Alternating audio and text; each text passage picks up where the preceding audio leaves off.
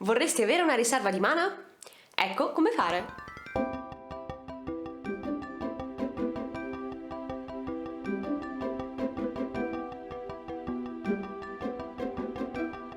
Nello scorso video ti ho parlato degli HP, di come poter migliorare la tua salute. In questo e nel prossimo video vedremo le altre due caratteristiche principali del tuo PG, ossia mana e stamina, e come utilizzarle al meglio. Oggi parliamo della mana. Una delle abilità più associate ad essa è proprio l'intelligenza.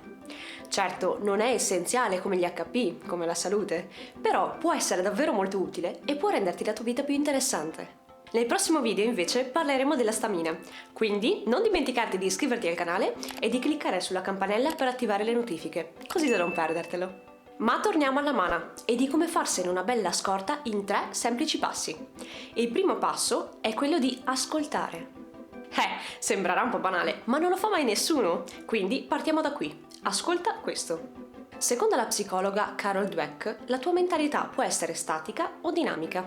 Chi ha una mentalità statica è convinta che le abilità siano innate e che non siano poi così tanto modificabili nel tempo. Quindi, sia il talento, no all'impegno. Male, così non va. Chi ha questa convinzione si nasconde dietro il "non ho talento" per giustificare il fatto di non riuscire a sviluppare un'abilità o di non riuscire a fare una determinata cosa, quando il vero motivo non è la mancanza di talento, ma è la mancanza di impegno. Quindi vai per la mentalità dinamica, che è quella che è convinta che non ci siano abilità innate, non in senso stretto, ma che in realtà le abilità si possano molto sviluppare nel tempo e quindi conta molto sul suo impegno e sulla sua costanza per sviluppare il cosiddetto talento. Quindi, se vuole essere talentuoso in qualcosa, ci mette costanza e impegno. Insomma, ascoltati, ascolta le tue parole e ascolta i tuoi pensieri. Se ti rendi conto che stai pensando che non sei in grado di fare qualcosa perché ti manca il talento, allora riconosci quella frase per quella che è, ossia una scusa. Quindi correggila e mettici impegno per sviluppare quel talento. 2. A professional never blames her tools. Trasforma la tua mentalità da statica a dinamica, ascoltando ciò che pensi nelle tue giornate e trasformando i tuoi pensieri, rendendoli più aperti e meno limitanti per te. Con questo non dico che il talento non esiste.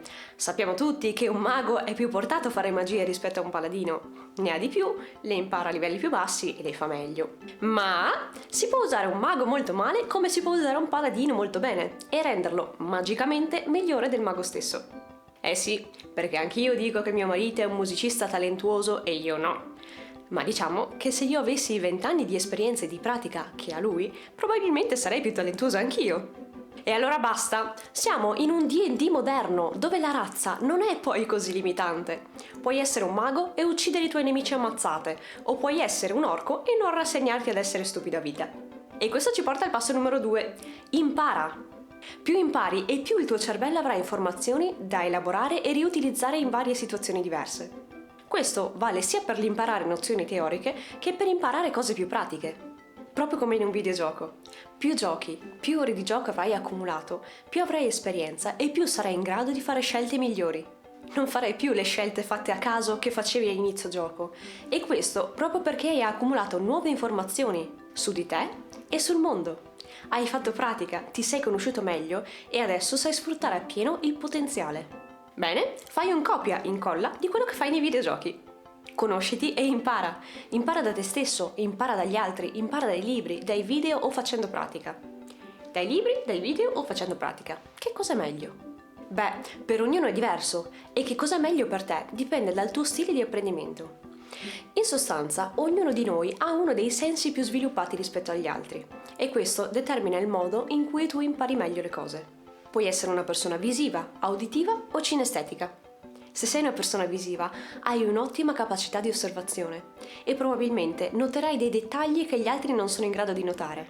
Per te è più facile memorizzare un'immagine o un messaggio scritto, piuttosto che ascoltare una conversazione o un messaggio vocale. Ad esempio, ti è mai capitato di ascoltare un NPC che ti racconta una storia, ma poi doverti comunque andare a leggere il diario perché non hai capito che missione ti ha affidato? Oppure lui parla, ma tu non lo caghi di striscio perché stai leggendo i sottotitoli. Ecco, tu imparerai meglio leggendo un libro. Sicuramente il cartaceo ha un fascino immortale, ma anche la tecnologia è molto comoda. Quindi, se hai un libro, leggi. Se hai un Kindle, leggi. Sempre parole scritte sono. Se invece sei una persona uditiva, sarai quel tipo di persona che preferisce fare conversazioni a voce, che pensa magari a voce alta e che ha una specie di allergia per la lettura. Altro che i 114 libri che trovi su Skyrim. Avresti preferito una bella voce narrante, vero? Eh sì, perché sei una persona uditiva. Per te sarà più facile imparare ascoltando dei podcast o ascoltando dei video piuttosto che leggere dei libri. Lascia perdere i libri, chi ti costringe? Adesso siamo nell'era della tecnologia, ci sono gli audiolibri, ci sono i podcast, esiste un sacco di gente che ti racconta qualcosa per evitare di fartela leggere.